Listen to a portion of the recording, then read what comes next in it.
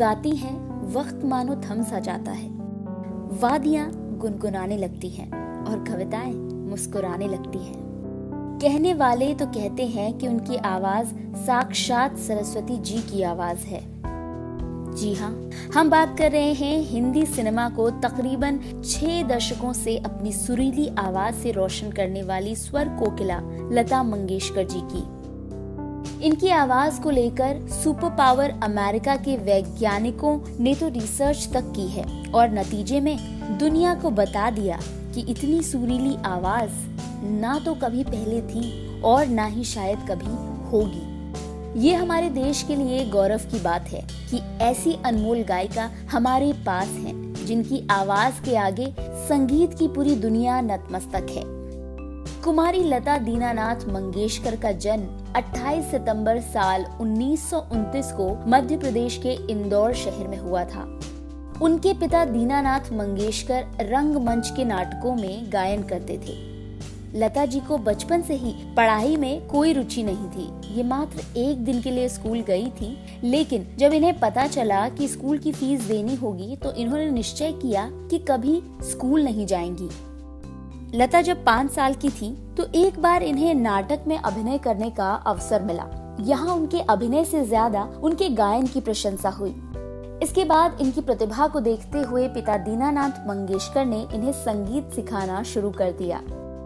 यहाँ इनके साथ इनकी बहनें आशा, उषा और मीना भी संगीत सीखा करती थी। लेकिन इन सब के बीच लता मंगेशकर जल्दी ही संगीत विधा में निपुण हो गईं।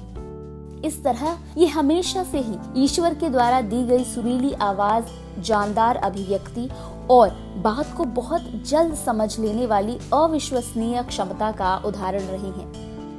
संगीत सीखने के दौरान लता अमान अली खान साहब और बाद में अमानत खान के साथ भी पढ़ी है। लता जब महज 13 साल की थी और संगीत में निपुणता हासिल कर रही थी तो सन 1942 में इनके पिता की अचानक से मौत हो गई।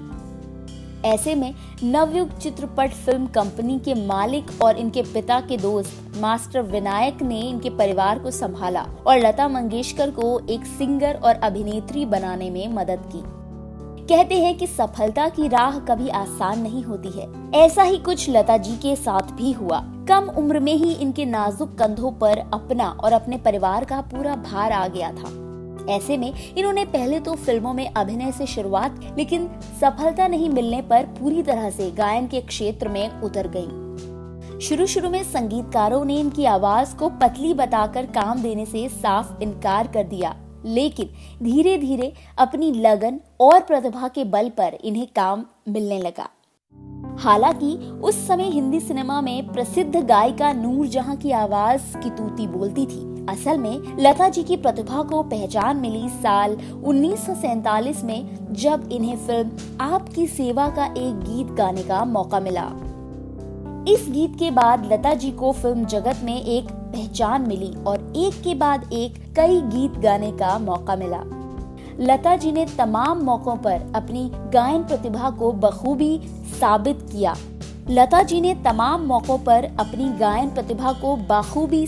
किया। इसके बाद साल 1949 में आई फिल्म महल में इन्होंने गाना गाया आएगा आने वाला। इस गीत के बाद लता जी के प्रशंसकों की संख्या दिनों दिन बढ़ने लगी और ये सभी संगीतकारों की पहली पसंद बन गई। लता जी ने 2 आंखें 12 हाथ, 2 बीघा जमीन, मदर इंडिया, मुगले आजम जैसी महान फिल्मों में गाने गाए हैं। भारत रत्न लता मंगेशकर भारत की सबसे लोकप्रिय और आदरणीय गायिका हैं। अपने 60 साल के लंबे करियर में इन्हें बहुत मान सम्मान मिले हैं। ज्यादा पढ़ा लिखा ना होने के बावजूद न्यूयॉर्क यूनिवर्सिटी समेत 6 विश्वविद्यालयों में इन्हें मानक उपाधि से नवाजा जा चुका है। ये फिल्म इंडस्ट्री की पहली ऐसी महिला हैं जिन्हें भारत रत्न और दादा साहब फाल्के पुरस्कार प्राप्त हुए। इतना ही नहीं, दुनिया में सबसे अधिक गीत गाने का गिनीज बुक रिकॉर्ड भी इनके नाम पर ही दर्ज है। जी हाँ, लता जी ने 20 भाषाओं में तकरीबन 30,000 से ज्यादा गाने गाए हैं। हर रंग, हर मूड, हर प्रकृति के गीतों को इन्होंने अपनी आवाज से जीवंत किया है। एक बार तो इनकी आवाज सुनकर तत्कालीन प्रधानमंत्री श्री जवाहरलाल नेहरू जी की आंखों में आंसू आ गए थे। आज भी इनके गीतों को सुनकर सीमा पर खड़े जवानों को हौसला मिलता है। लता जी सादगी और प्रतिभा की जीती जागती मिसाल है, जिनके लिए गीत गाना भगवान की पूजा करने के समान है। अभी भी गाने की रिकॉर्डिंग के लिए पहले ये कमरे के बाहर अपनी चप्पलें उतारती हैं और हमेशा नंगे पांव गाना गाती हैं। इनके इसी संगीत प्रेम की वजह से वो आज देश की ऐसी शख्सियत है जिसे पूरी दुनिया सलाम करती है। लेकिन कभी शादी न करने वाली लता जी आज भी अकेली है और इन्होंने खुद को पूरी तरह अपने भगवान यानी संगीत को समर्पित कर रखा है।